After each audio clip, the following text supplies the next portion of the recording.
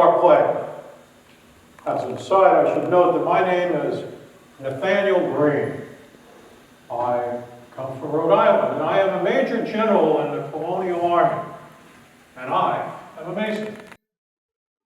Masonry. Masonry played an important role in the history of the American Revolution, as there were Masonic participants supporting each side of that conflict. But among these Masonic participants, there were two who were notable by virtue of their extreme dissimilarities. General George Washington was a man and a Mason of extraordinary integrity, honesty, and devotion to the American cause. And then there was Benedict Arnold.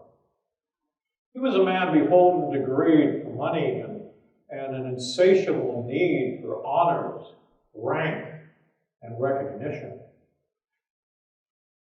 By summer of 1780, when he was appointed in command of the vital American fortifications at West Point, Arnold was bitter and he was disillusioned. He was convinced that he had been passed over for advancement and had been deprived of the rank and honors that he felt he rightfully deserved. And so he entered into a conspiracy with British spy master Major John Andre to turn over control of West Point to the British in return for promises of wealth and high rank in the British Army. Had this conspiracy succeeded, it would have caused irreparable harm to the American war effort. But before the plot could be implemented, Andre was captured, wearing civilian clothes and carrying papers which not only described the conspiracy, but also Arnold's role in it.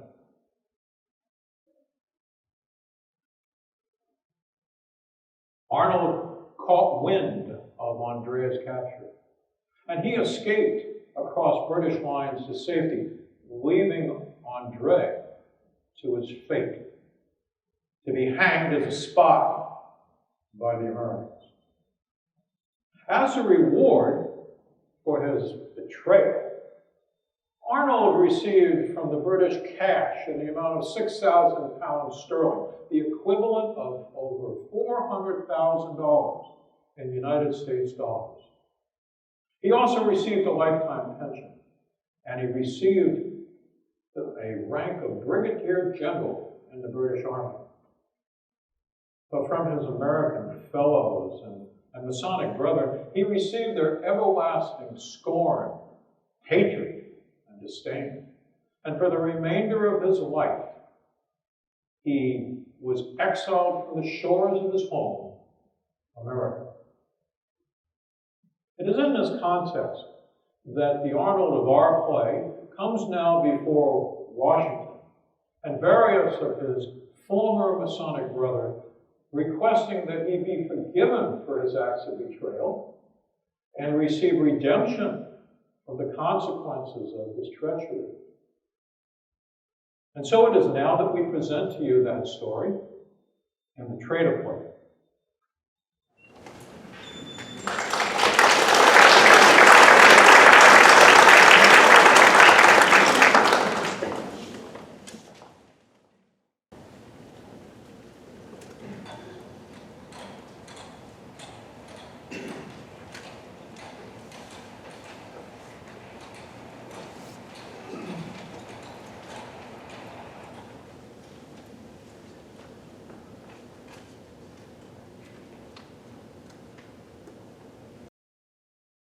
Alone, and at night, the conscience feels those sins that punish it.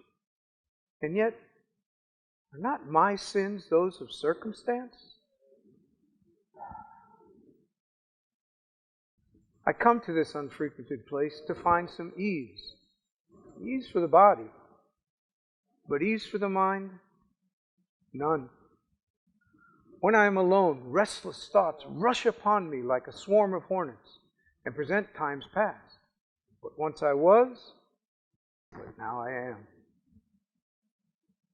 I spend most days dreaming of the green mountains of Vermont, October in the Maine woods, blue lakes, brown forests, the white rapids.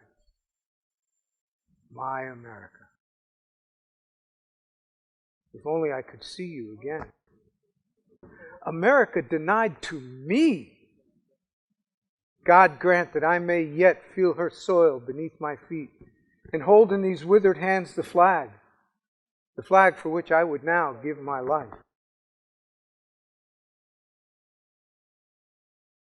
How proud I was to receive my Master Mason degree. How negligent of the lessons it taught. I am a Mason. General Washington is a Mason. Tomorrow I will write to him as a Mason and demand that I be permitted to go to America and there plead my cause before a just Masonic tribunal. Oh, fate, be kind. Be kind. A little while. A little while. Tomorrow I will write. We'll write to General Washington. Tomorrow. Tomorrow.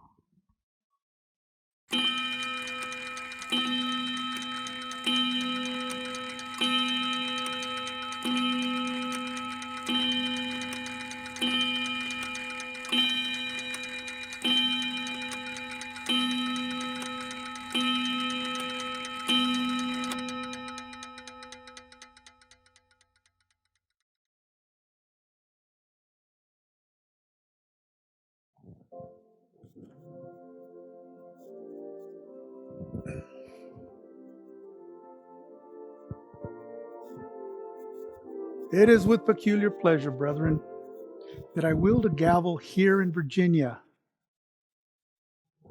where for 31 years I have endeavored to assist in building the structure of Freemasonry. Our meeting here tonight is due to the visit to this country of our dear brother, General Lafayette. Since his arrival in America in August, he has visited many cities of our country, and his receptions have been one round of grateful ovations. Now, on the eve of his return to France, he will spend a few days with me at Mount Vernon. These fellow soldiers and brother Masons have traveled from distant states and accompanied him here as a mark of their affection and esteem. And now, I wish to present to you our good brother, whom all America delights to honor, General Lafayette.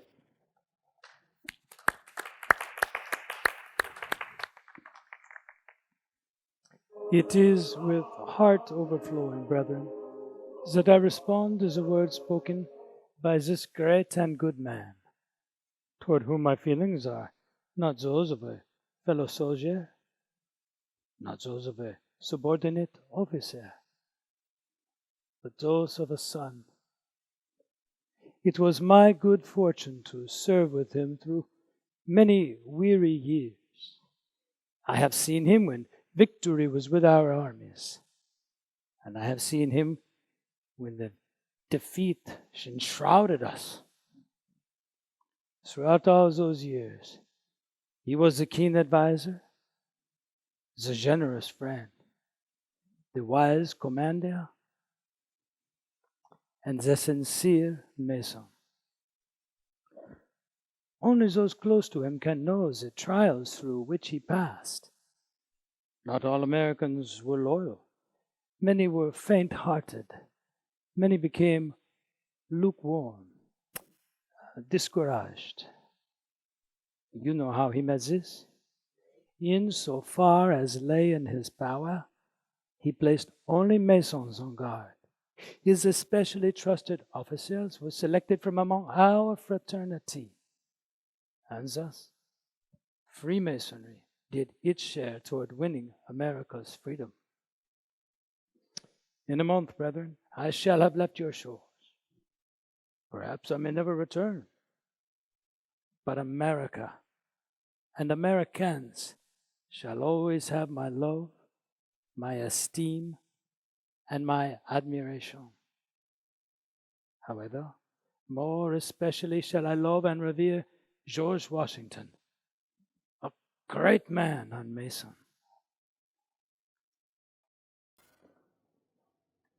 I have brought with me from France this Masonic apron, made by my dear wife, the Marquise de Lafayette, and given with loving greetings to my father in Masonry, the greatest of all Americans, our brother, George Washington. Allow me, my brother, to clothe you in this symbol of Masonic service.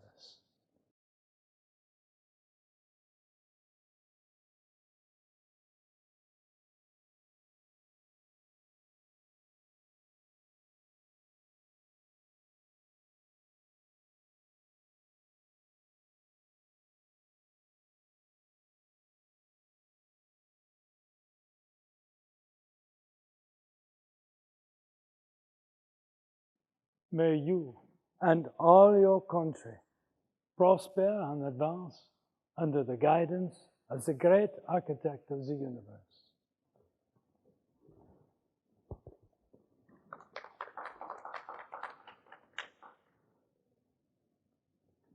Such words from one toward whom I feel the affections of a father fill me with deepest emotion. I shall never forget my delight when General Lafayette, then barely 21 years of age, came to me and expressed his desire to learn the mysteries of Freemasonry. This apron, this beautiful apron, shall ever be treasured among my dearest possessions, a memorial to our Masonic unity and service. And I shall hold in grateful remembrance the kindness of the gracious lady who wrought it.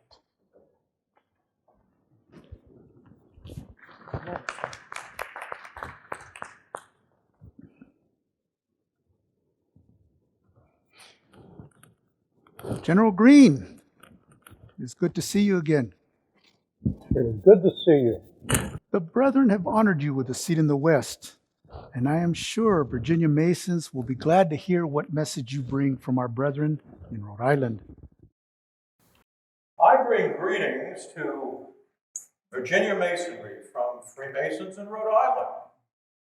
As your great leader, Patrick Henry, has said, we are no longer just Virginians or New Yorkers, Pennsylvanians, or New Englanders. Rather, we are all now Americans.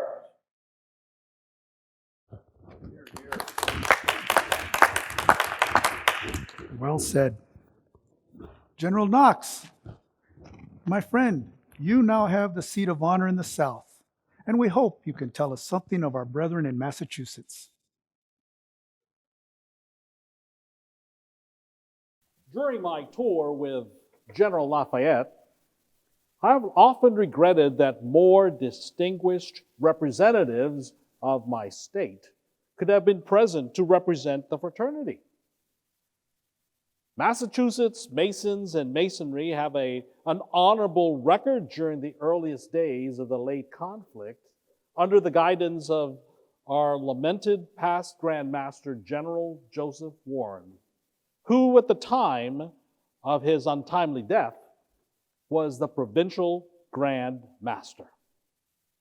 Our good brother John Hancock could have been with us tonight if he could have left his duties as a member of the 10th Continental Congress, now in session at Trenton.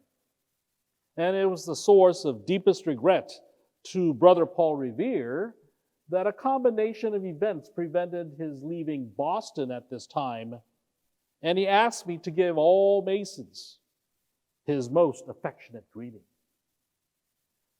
Now, brethren, I don't think it would be amiss for me to indulge in a slight but perhaps significant Masonic reminiscence. No man has ever divulged the names of the 50 participants of that exploit in 73 when the T was thrown overboard in Boston Harbor. And you will not hear it from the lips of any man who participated in that event. This, however, it may be proper for me to say that for the first time in its history, although it was a regular meeting night, there was no quorum at the lodge of St. Andrew, of which General Warren was a past master and Brother Paul Revere was a zealous and active member. I'll leave it at that.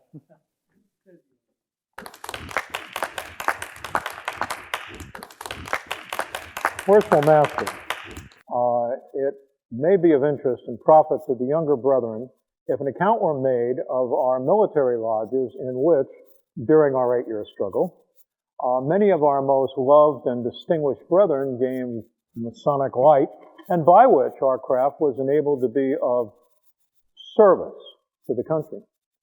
I recall, for instance, that scarcely had we arrived at Boston for the siege of that city, that a lodge was established at Roxbury by Colonel Gridley, who was then Deputy Grand Master of Masons in Massachusetts.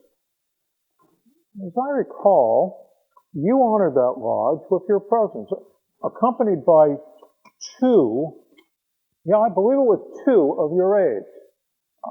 But unfortunately, like my opening line, I forgot their identity. Yes, I do remember that meeting quite well. And if memory serves me correctly, one of those aides in attendance with me that evening now sits at your right hand, Brother Hamilton of New York. The other, if I believe, was our Right Worshipful Master, Colonel Edmund Randolph, Deputy Grand Master of Virginia.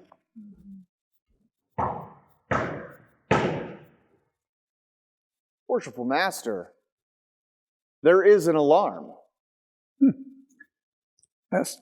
Attend the alarm and ascertain the cause.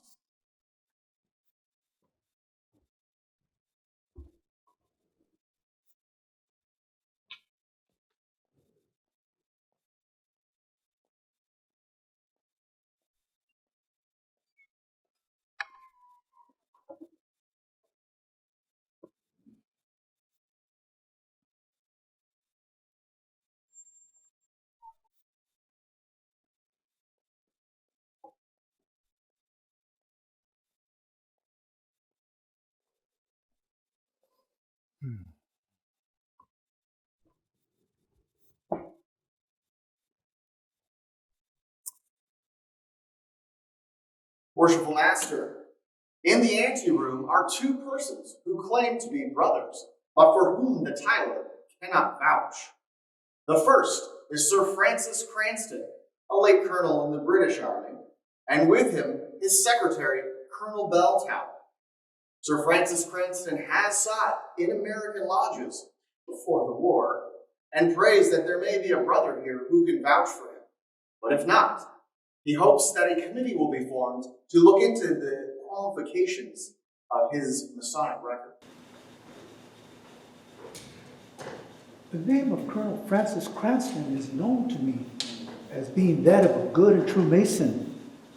But it has not been my fortune to have sat with him in a Masonic lodge. Has any brother here done so? I am quite certain, Worshipful Master, that I was with the English brother in 1774. With your permission, I will retire and see whether I can vouch for and identify him. By all means, proceed.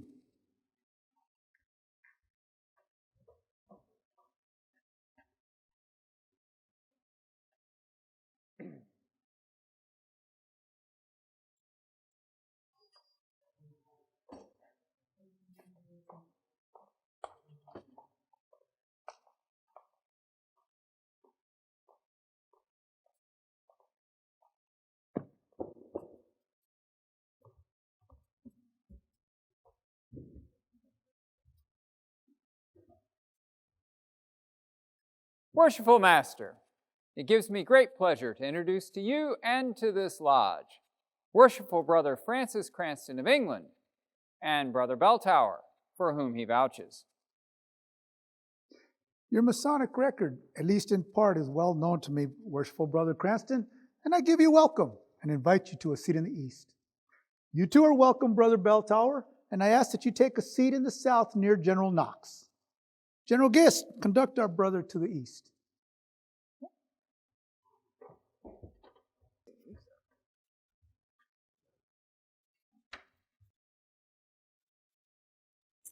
Brother Washington, it is good to finally meet you. I thank you, sir, for those sentiments, which are such as I should expect from your lips. Colonel Belltower and I arrived in the city just today on business of the crown, and but an hour ago were in the tavern and heard of your presence, so we hurried hither. I have long desired, most eminent general and brother, to extend to you my personal appreciation for the kind and fraternal act which you performed soon after the evacuation of Philadelphia in June of 78. You see, on the evening prior to the evacuation, a British lodge of which I was master and Colonel Belltower, then a captain in our regiment and senior warden in the lodge, we received word while still at labor to prepare for the evacuation. And in the haste and the confusion that followed, all the papers and paraphernalia of our lodge were left behind. I need not tell you, most worshipful, what happened next. But I feel that our brethren may be a little bit less informed. You see, when your troops entered Philadelphia, they soon discovered our papers and paraphernalia, and they turned them over to you. And you had them placed safely in your baggage train. And when your campaign had reached New Jersey and our troops had entered New York, you had them sent to us from White Plain under the banner of truce with the Masonic message that the American army did not make war against acts of benevolence and charity. I have long acknowledged these acts with ink and quill, but I swore that if fate ever brought us together, that the warmth of spoken word would be much more appropriate, not only to show thanks for myself, but all of British Masonry in general.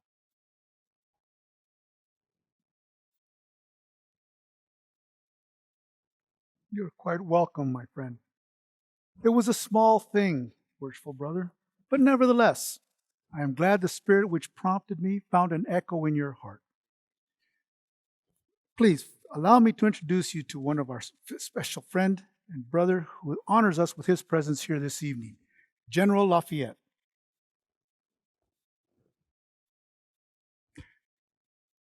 As you entered, we were about to hear a few words regarding the military lodges in our armies during the late war. If you will kindly take a seat, we will proceed. General Gist, as master of a military lodge, you were one of the most active brethren throughout the struggle. Will you speak to us of your experience during that time? Among the Masonic events that stand out most distinctly in my memory is the meeting of American Union Lodge, held at Morristown, late in December 79, to observe the festival of St. John the Evangelist. As one of those present, you will recall the occasion. The exercises were filled with a spirit of patriotism and devotion to the cause of liberty. After you and General Lafayette had retired on that evening, I was appointed chairman of a committee to communicate with all the American Grand Lodges to propose, notwithstanding your former refusal to accept the position of Grand Master of Virginia, that you be invited to become National Grand Master of the United States. I have always regretted that the exigencies of war and the unsettled conditions of those times prevented the matter from being acted upon by all the states.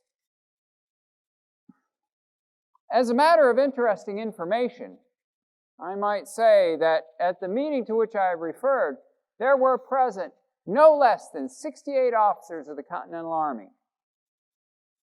I recall, in addition to a number here present this evening, our good brethren, General Philip Sheridan of New York, General John Sullivan of New Hampshire, Colonel James Monroe of Virginia, and that forsworn and unhappy man, whose name is never more uttered in a Masonic lodge. Well, as I recollect that happy occasion, my mind finds more to thrill it during that awful, soul-searching winter which we spent at Valley Forge. Ah, brethren, those were the moments that tested men and proved them, whether they be of gold or dross.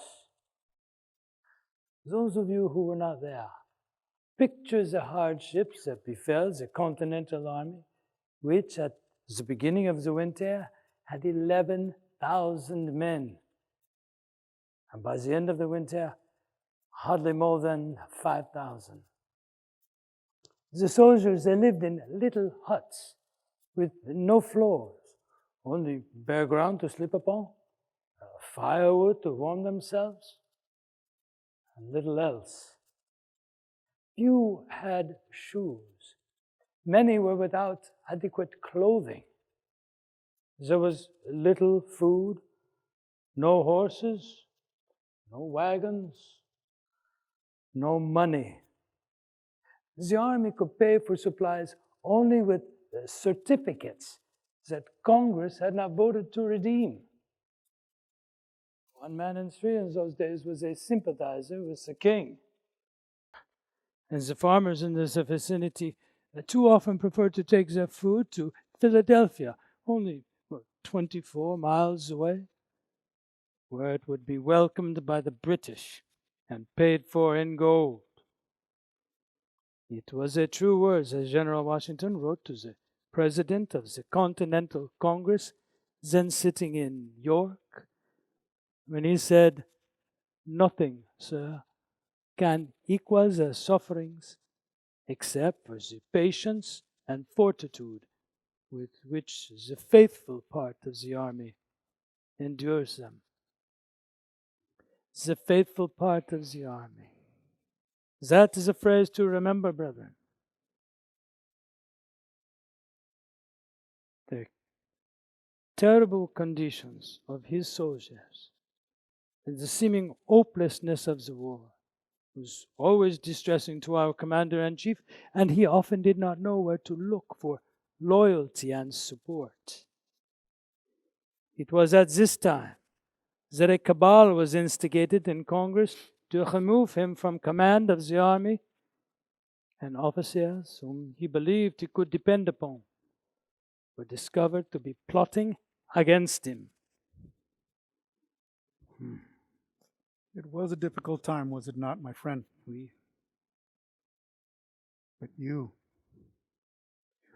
Well do I remember that when my enemies offered you command of the new invasion of Canada, you replied that you would accept it, provided that you report only to me and receive orders only from me. I thank you for your loyalty. It was a time when one hardly knew whom to trust, but we felt assured of one firm foundation, that in masonry there would be no treachery or guilt. Then came that night, which a few here will remember, when a mason, a British mason probably, but a mason, was discovered to be taking advantage of his membership in the craft to spy upon us.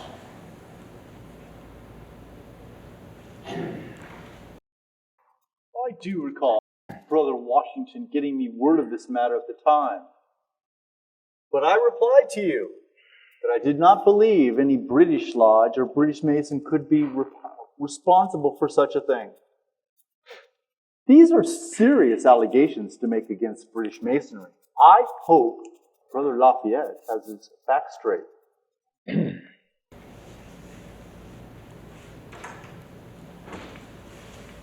In the warmth of my feelings, I had quite forgotten that British Masons were also our guests, and I most humbly crave their pardon for having referred to matters that tact would have left unmentioned.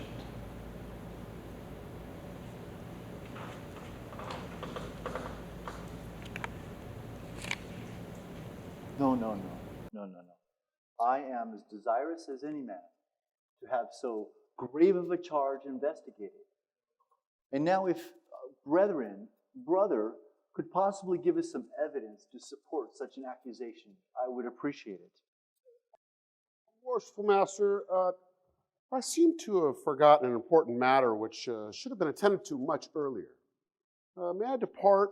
I shall endeavor to return. Oh, Bell Tower, stay.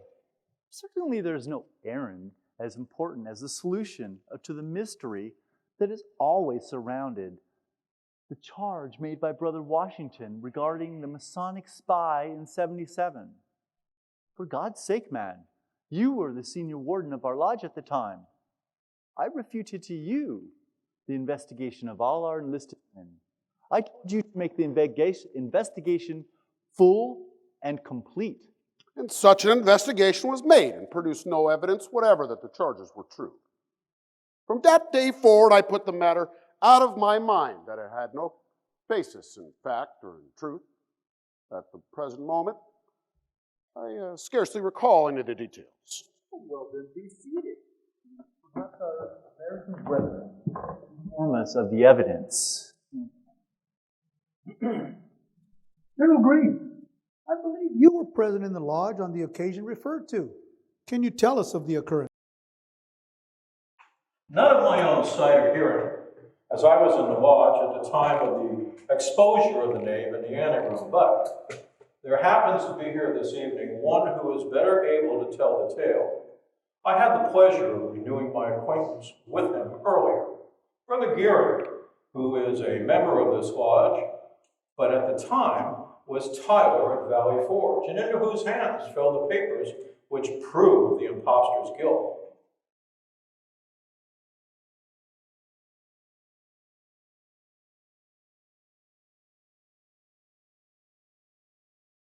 It will be remembered that we met at Valley Forge in a barn, and upon the threshing floor, a lodge was set up. The anteroom in which I tiled was a small harness room in the corner. On the evening referred to, the lodge had already opened when several brethren appeared simultaneously. 3 or 4 of them were known to me, but one was a stranger. I suppose he had been waiting outside to enter with the company, hoping the lodge might be carelessly tiled. He was in such clothing as a farmer of the neighborhood might be expected to wear, and I might not have especially noted him during my questioning, which proved that he was a mason well versed in the secrets of the craft, but for the fact that his accent was that of an educated Englishman, rather than that of his apparent class and occupation. I asked to see his patent, and he hastily drew from his clothing a folded paper. I had no more than begun to unfold it when, with a cry, he attempted to seize it, exclaiming that he had made a mistake, and that this, he held out another paper, was the patent. I took the second paper from his hand, but my suspicions were aroused, and I continued to unfold the first. With an imprecation, he again attempted to seize it. Then, as the other brethren turned at the disturbance, he leaped out through the window at my side. I shouted to the guards outside the building, but a heavy fog prevailed, into which he disappeared. The first paper, which he inadvertently gave me, was a rough but accurate map of our fortifications on the east side of our camp. The other was a genuine Masonic patent issued to one Thomas Murdoch of Pennsylvania.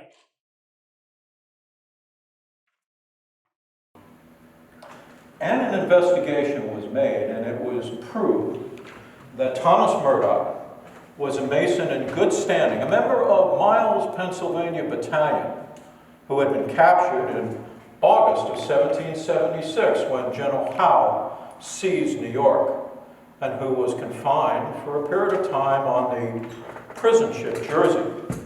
When he was finally released, he was so wasted that he soon died, but before he passed away, he informed his brethren that when he was originally captured, he was brought before an officer, a British captain, who spoke with him Masonically, took his patent, and informed him that by means of it, he would soon secure his speedy release. Well, he never again saw the captain or the patent.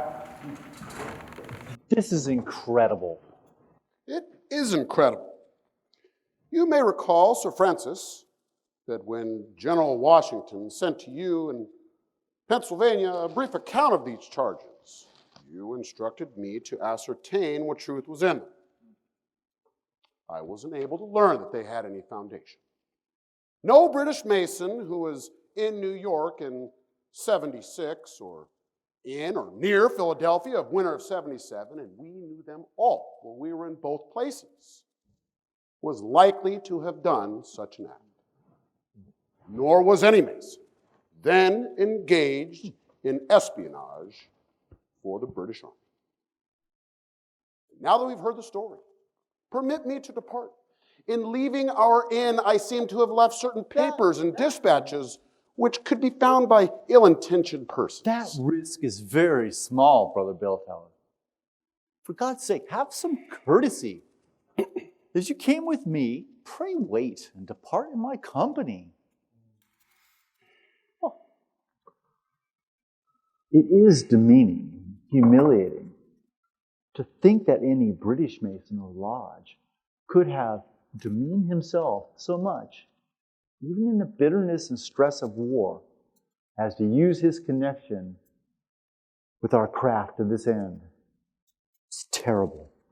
Well, the investigation further showed that this false Thomas Murdoch had gained entry to the camp by showing the patent to some Mason, a rather simple fellow who was on guard at the outer fortifications as a member of Morgan's Virginia Riflemen, and by informing him that he was simply a soldier who had been discharged and merely wished to visit the lodge.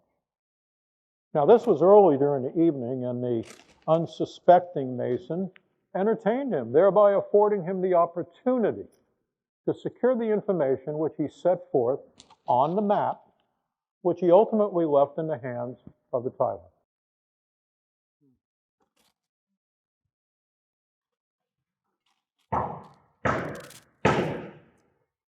An alarm, worshipful master. Attend the alarm and ascertain the cause.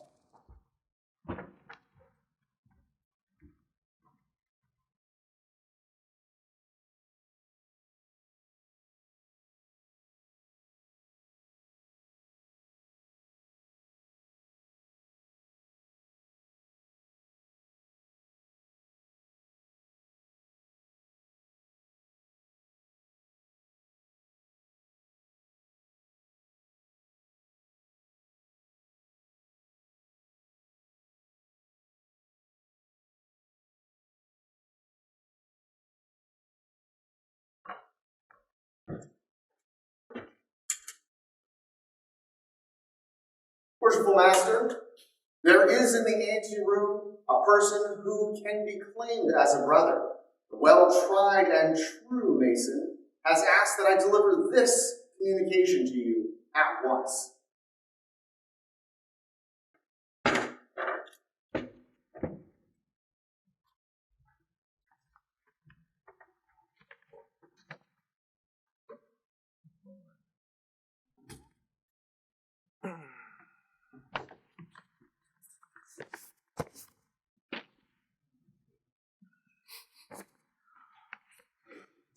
Brethren, I regret that what should be a happy occasion, we cannot leave behind us the unsavory memories of treachery. It is passing strange that this messenger arrives at a time when lodge is in session, and we have but just this moment been discussing unfit and forsworn Masons. Our visiting English brother has been grieved to think that in all the body of British Masonry, there was a man so vile as to do the thing that was done that day at Valley Forge. But he is aware, as are all others here, that we Americans also have our unworthy ones. There was a man. He was an honored Mason, but by his own volition fell from honor. His crime, black, dastardly. He no longer lives within the shores of our country, and Masons have striven to forget him. But he does not wish to be forgotten. Several months ago, I received a correspondence from him stating that he wished to come to America, that he sought opportunity to make his peace with his former brethren. He appealed to me as man and Mason to use my influence. He requested only a hearing. I would have ignored the letter, but in his closing sentence, he said, "I demand this in the name of justice, toleration, and Masonic charity." Thus demanded, I felt I could not refuse.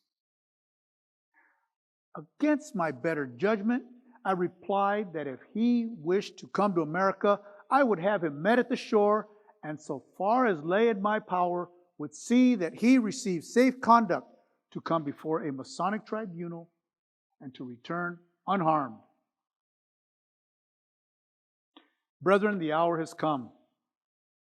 The brother whom I sent to meet him has arrived with him here and has brought him directly to this lodge. By what can only be divine providence, there chanced to be assembled in this room the very men before whom his plea should come. If there be no objection, I will have him in and let him say his say. However abhorrent his offense, I deem it to be a duty to let no man go unheard who bases his plea on Masonic justice, tolerance, and charity. There being none, during his presence, the lodge will be at refreshment, for he is a profane and unworthy to witness even the semblance of a lodge. Brother Geary, Brother Hamilton, you will attend to that duty. Brethren, remove your regalia.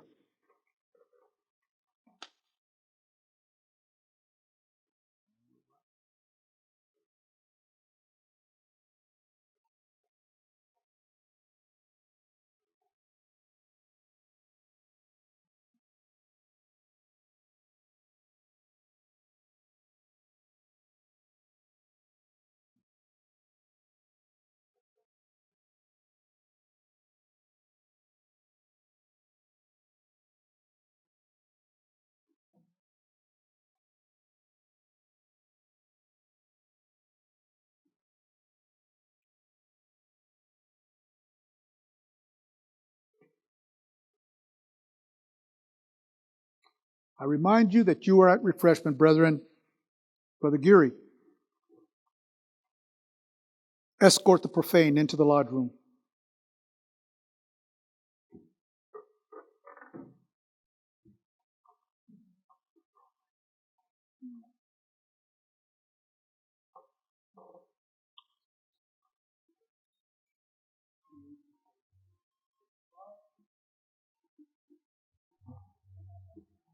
Yeah.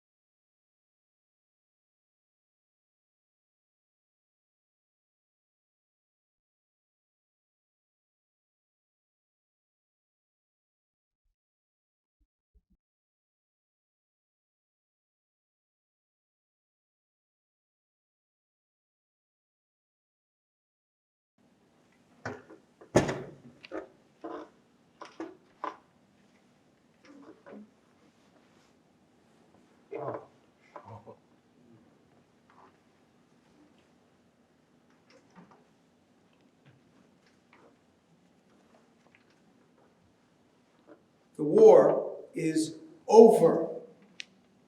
There is peace between Great Britain and America.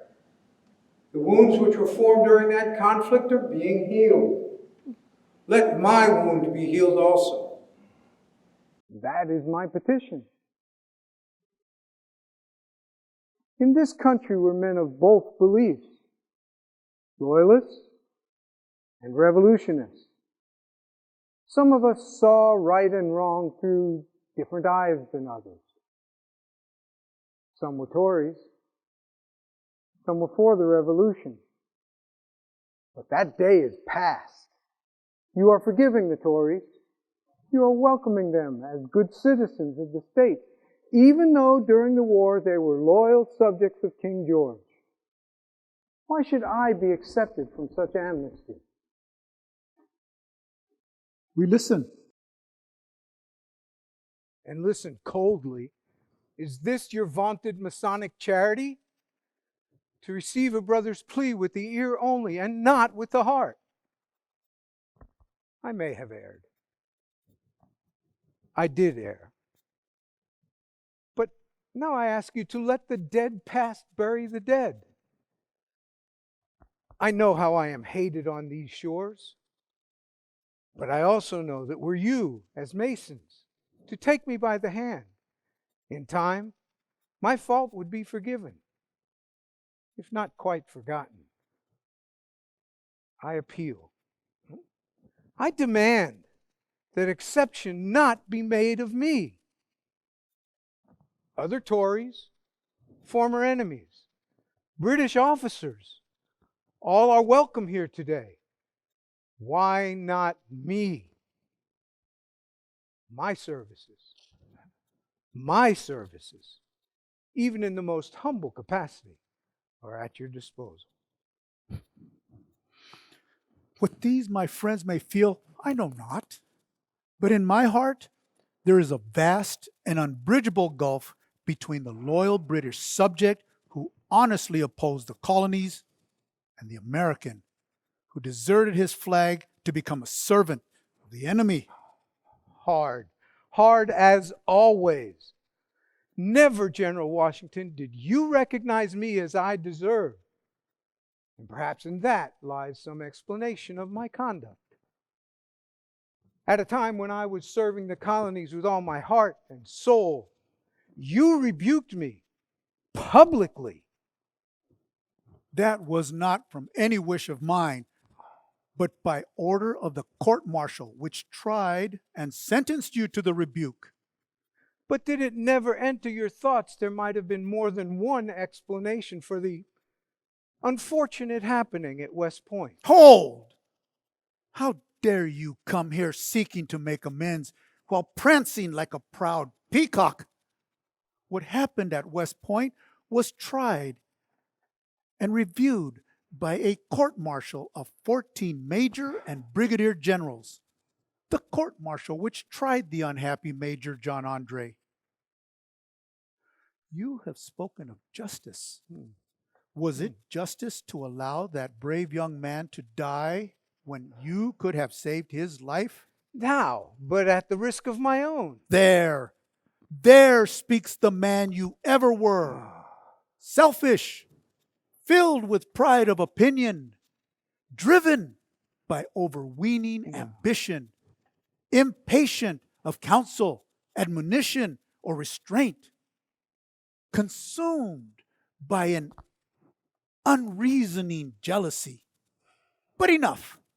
There sit here tonight several members of that court-martial which tried Andre, including General Greene, who was its president. Brother Greene, I ask you to speak your truth. We were compelled by the rules of war to condemn to death a youth whose only fault was that he recklessly served as king, and he trusted in the protection of this false American. Had Arnold been given the order to the boat man, he would have taken Andre to his ship and safely across British lines. But at what cost to us?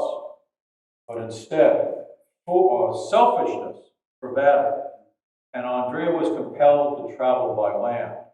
and it was at Arnold's demand that Andre change to civilian clothes, but for which he would not have incurred the severest penalty. How well I remember that morning when our commander-in-chief learned of the traitorous plot against us. Andre had been captured, and the traitor had made his escape and was safely within the British lines. Turning to General Knox and me, he cried in agony of soul after scanning the damning papers. Our Masonic brother, of whom can we trust now? How can mercy and justice be spoken in the same breath? I, too, was a member of that court-martial.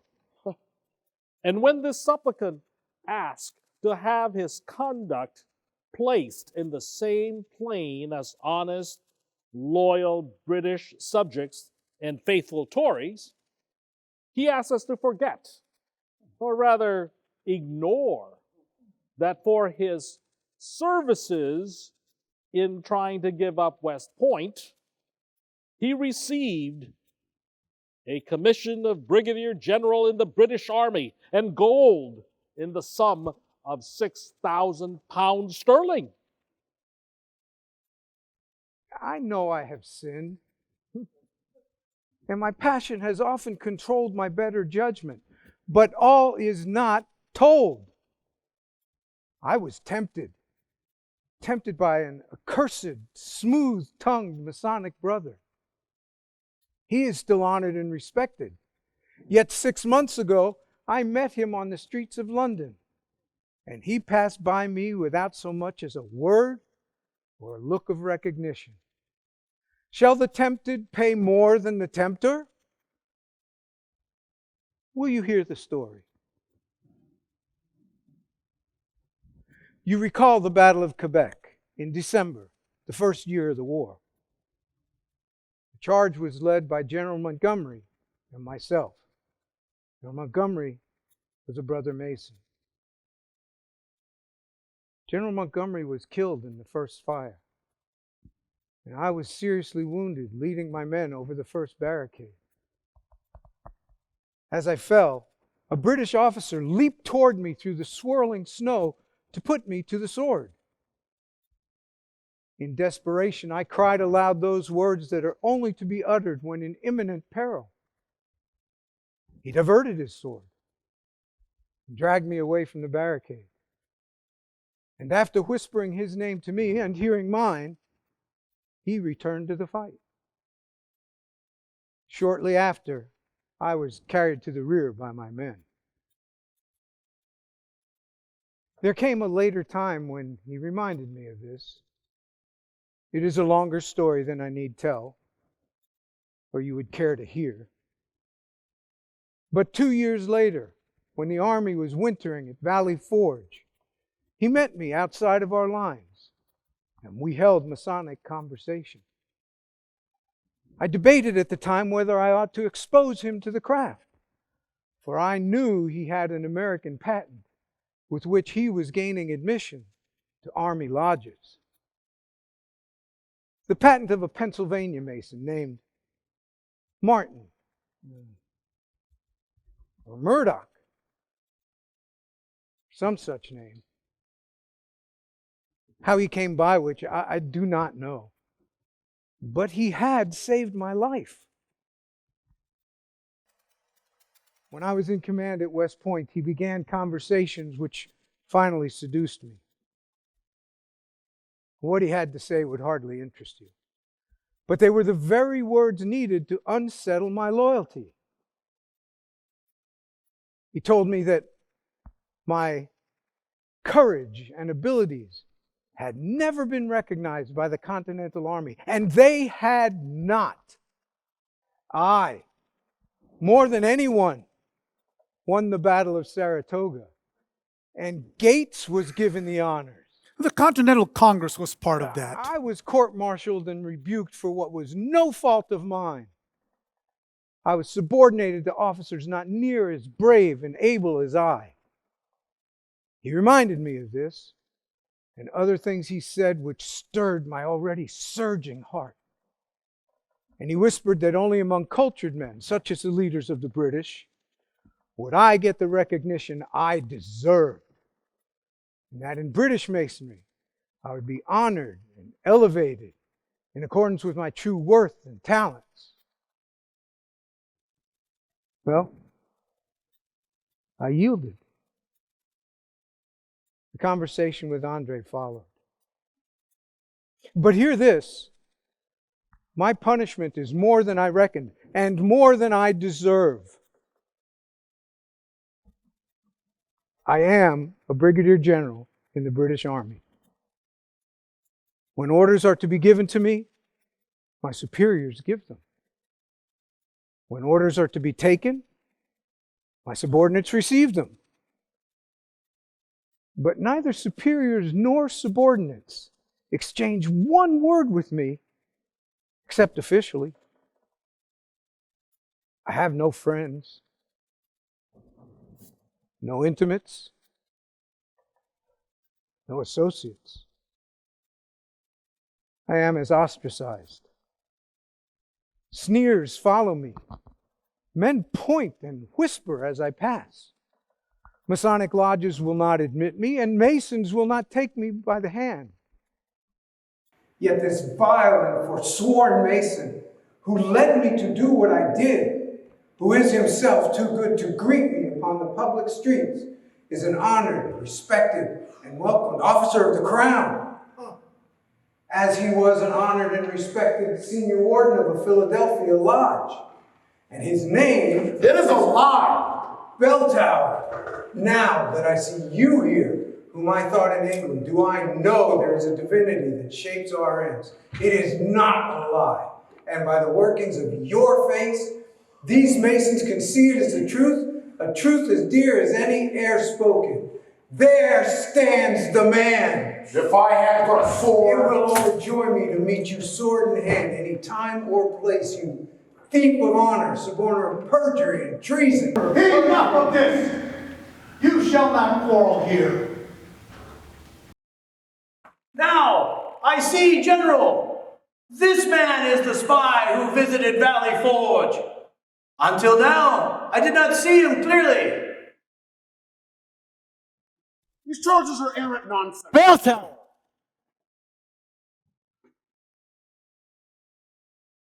Even if there was not sufficient evidence to support these charges, your countenance proves your guilt. Yes. Silence. Silence!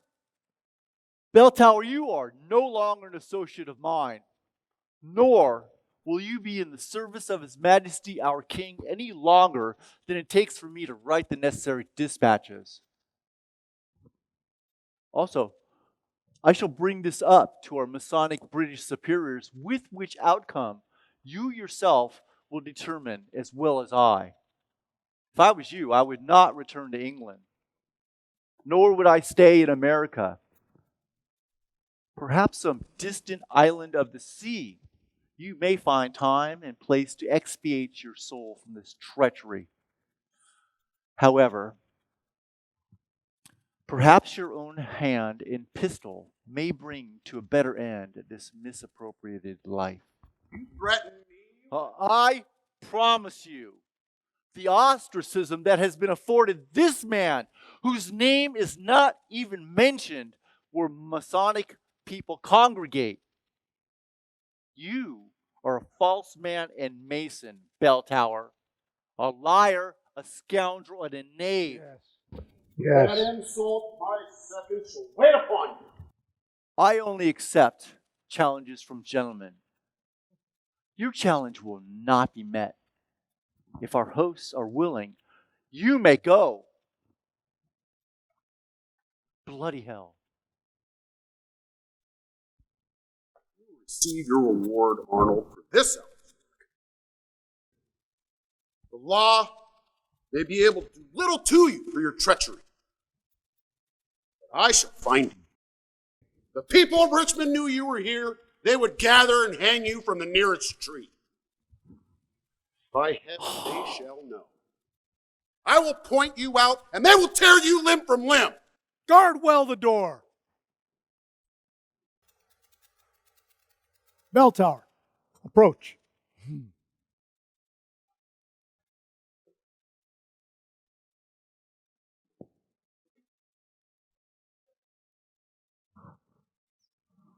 You are still a Mason in name, Bell Tower.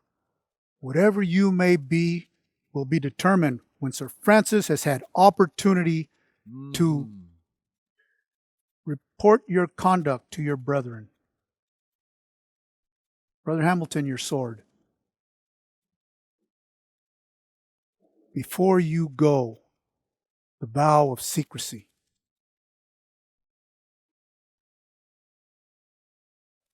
I vow. And you will bear in mind that the retribution of your vow is very certain. I have given my word that man shall reach his ship unharmed. Masons everywhere will see to it that the word of Washington shall not be set at naught. Be gone.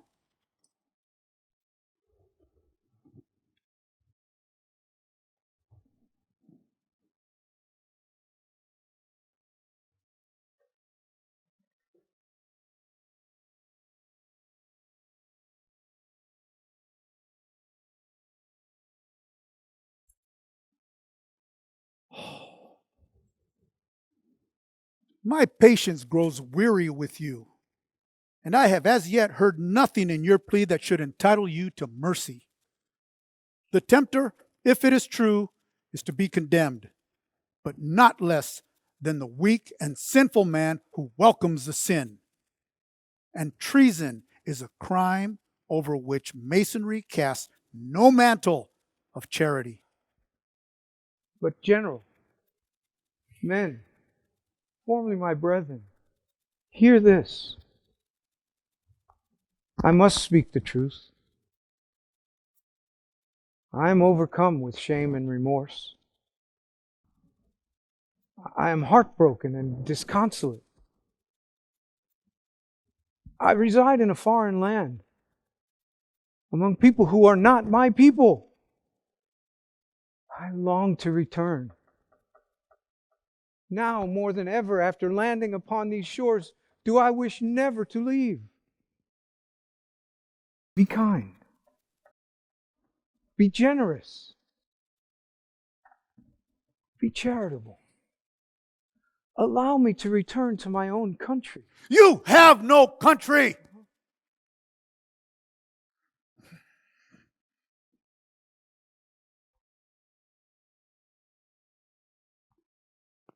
You have no country. You had one, a fair land where you were born and honorably reared. You had a flag. You had friends, fellow patriots, and brother Masons.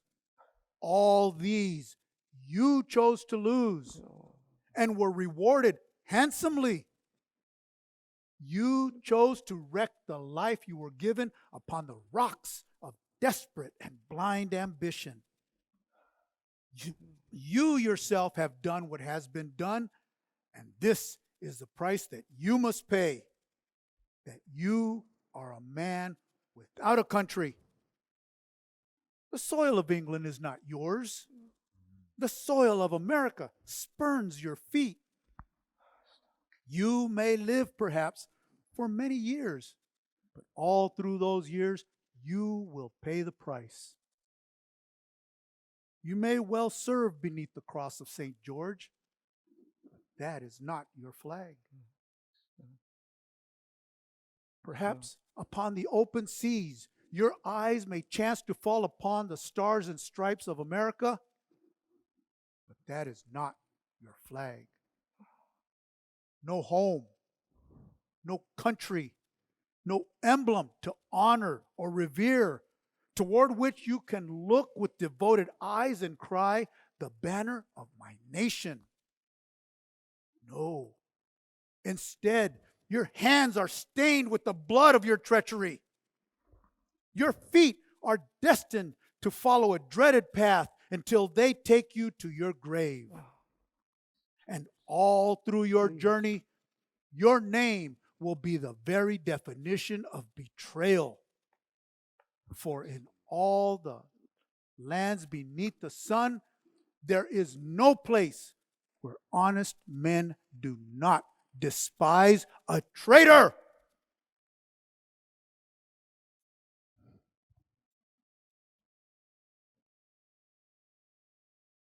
Your name will be forgotten by Masons or remembered only to be execrated. It is a great, a terrible price, but it is not too much. Brethren, do you approve of my words? Yes. Oui.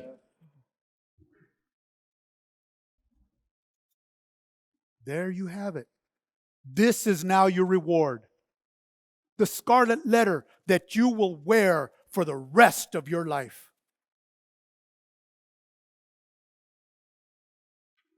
I have fulfilled my promise to you.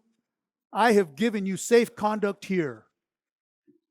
You will now be reconducted unharmed to the place where you left your ship, and we shall never look upon your face again. Never again. Nor will you again visit the land which you betrayed.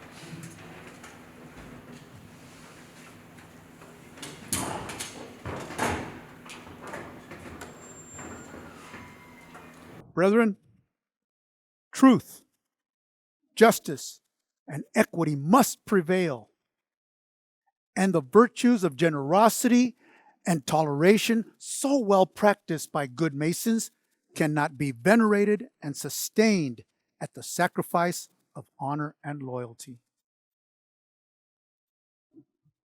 How great that man's opportunity for service! How wicked his fall from honor! And how bitter and yet just is his humiliation and remorse. For us as Masons, there is another moral to be taken to heart, that at best, our society cannot hope to remain entirely free from unworthy men. Thank heaven, unworthy Masons are not more than one among thousands. And yet, we must ever bear in mind that the one may do to the fraternity more injury than the thousands can overcome. The hour is late, brethren, and we have overstayed the time allotted for this visitation. General Lafayette and I depart for Mount Vernon tomorrow. These escorting Masons ride with us at dawn. Before we depart this evening, Brother Francis, I ask that you go with us to the place where we are lodged. Perchance there may be a quaff or two for us. And I am certain that these brethren will wish to clasp the hand of so honorable a man and so worthy a Mason. There remains one small office that I take liberty to perform. Brother Geary, will you produce that which you have brought? Brother Hamilton, Brother Green, you will attend.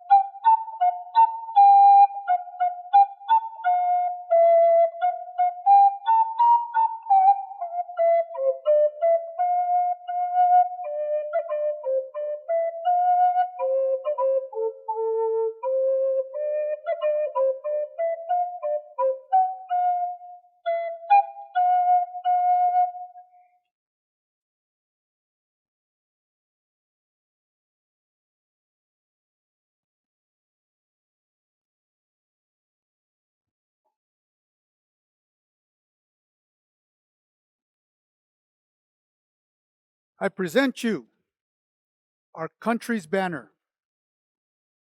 Masons have died for this flag. Masons have striven for the country this flag represents. Masons, I doubt not, will prove ever loyal and devoted to it and to the principle of freedom for which it stands. We are still a young and struggling people, but I dream of a day when we shall be a nation rather than a mere confederation of states. Then the United States will be united, a nation, one, inclusive, indivisible, whose duty and delight it will be through all the centuries to exemplify not only to its citizens, but to the entire world the beauty of true and perfect liberty. In the coming years, the poor and oppressed from many alien peoples will flock to this free land, seeking refuge and respite from tyranny and oppression. It is possible,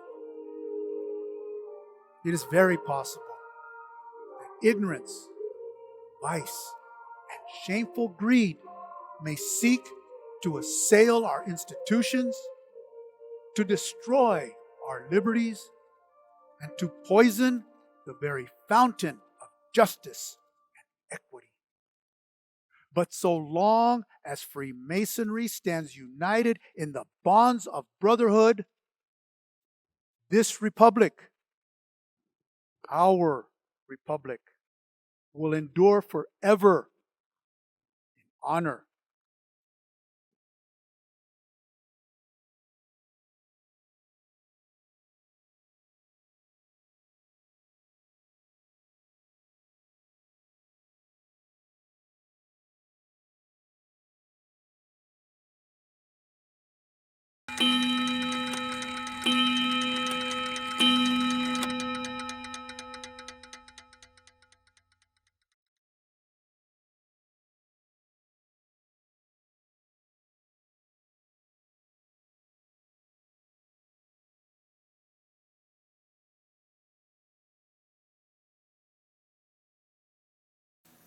Yeah.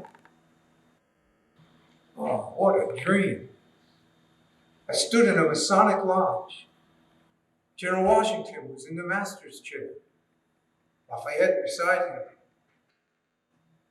I pleaded with him that I might return and offered my services and abilities to American Masonry. He was stern. Said he, "You have no country, no home, no flag." No country, no home, no flag. No country, no home, no flag.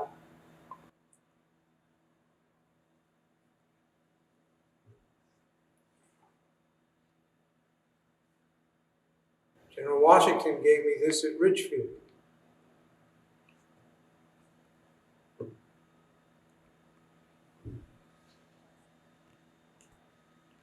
The only uniform I ever wore with honor.